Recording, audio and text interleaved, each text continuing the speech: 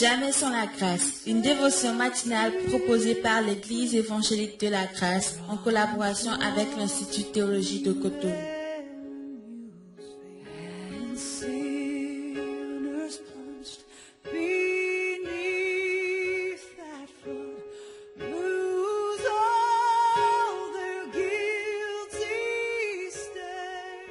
Bonjour chers amis, chers internautes, nouvelle journée, nouvelle provision, bienvenue dans cette dernière dévotion de cette semaine, que le Seigneur vous bénisse et nous continuons sur la pensée sur le feu étranger. Un sujet très important, très pratique pour nous, donc lisez avec moi dans Lévitique chapitre 10, le premier verset où il est écrit.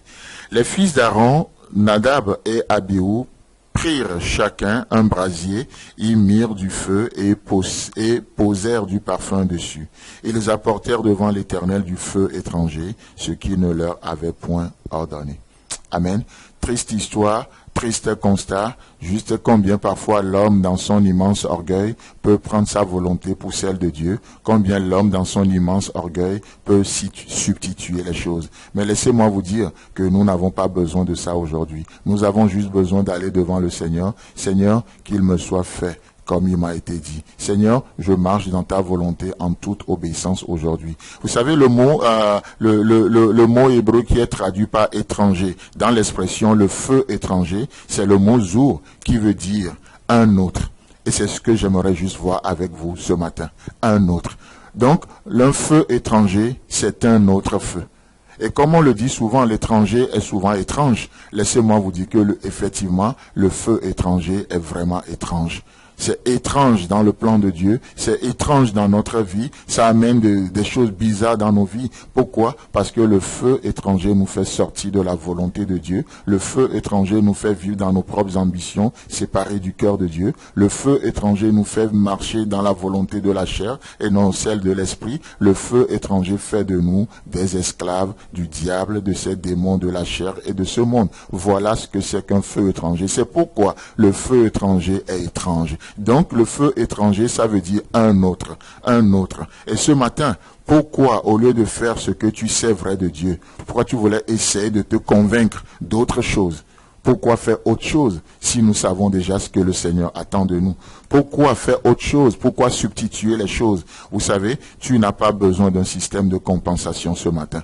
Aujourd'hui, vous n'avez pas besoin, je n'ai pas besoin d'un système de compensation. Ce que je sais être vrai de Dieu, le Seigneur ne me dira pas autre chose. Il dit ce que vous avez appris de moi, n'est-ce pas ce que Paul dira à Timothée? Ce que vous avez appris de moi en présence de beaucoup de témoins et sachant de qui vous l'avez aussi appris, parce que ces choses ont forgé des convictions en vous, alors marchez dedans, confiez-le à des hommes capables de l'enseigner à d'autres. On n'a pas besoin de faire un autre choix aujourd'hui. On n'a pas besoin d'un autre sauveur aujourd'hui. On n'a pas besoin d'une autre grâce que celle qui a été manifestée, que ce soit au travers l'Ancien ou le Nouveau Testament, le temps des apôtres jusqu'à aujourd'hui, vous n'avez pas besoin d'une pseudo-grâce. Nous avons besoin de la grâce, celle qui vient de Dieu. Elle est la véritable. N'est-ce pas ce que Paul dira? La grâce à laquelle nous sommes attachés, elle est la véritable. Ça sous-entend que, malheureusement, il peut y avoir une fausse grâce également. Des gens qui prennent la grâce de Dieu en guillemets pour faire juste la promotion de la chair.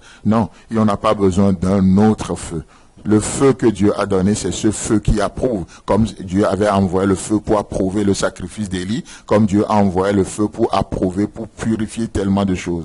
Voilà ce que le feu, voilà ce que le zèle de l'Éternel fait. Dans cette journée, chers amis, chers internautes, pas de système de compensation. Non, l'obéissance vaut mieux que les sacrifices. Alors, si Dieu, ce matin, te demande d'aller demander pardon à ton frère, et toi tu me dis non, tu iras plutôt demander pardon à Dieu, laisse-moi te dire que c'est un feu étranger.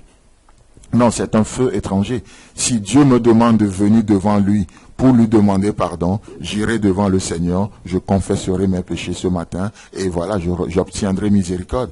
Mais s'il me demande d'aller voir telle personne et de lui demander pardon parce que je lui aurais fait un tort, Oh, et moi je dis non, moi c'est Dieu. Alors, cette attitude, c'est un feu étranger. S'il te demande de lire ta Bible, et toi tu veux juste prier, t'as pas envie de lire, mais tu veux juste prier. Dans ce cas, ta prière devient un feu étranger. Si Dieu te demande de passer plus de temps dans la prière, et toi, parce que naturellement tu aimes la lecture, tu veux juste passer du temps à lire la Bible, dans ce temps, ta prière devient un feu étranger. Si Dieu te demande aujourd'hui de travailler, d'être honnête, de travailler et de prendre ton argent pour soutenir un missionnaire, et toi tu as peur de ça, tu veux plutôt devenir un missionnaire, laisse-moi te dire que la mission dans ce cas devient un feu étranger.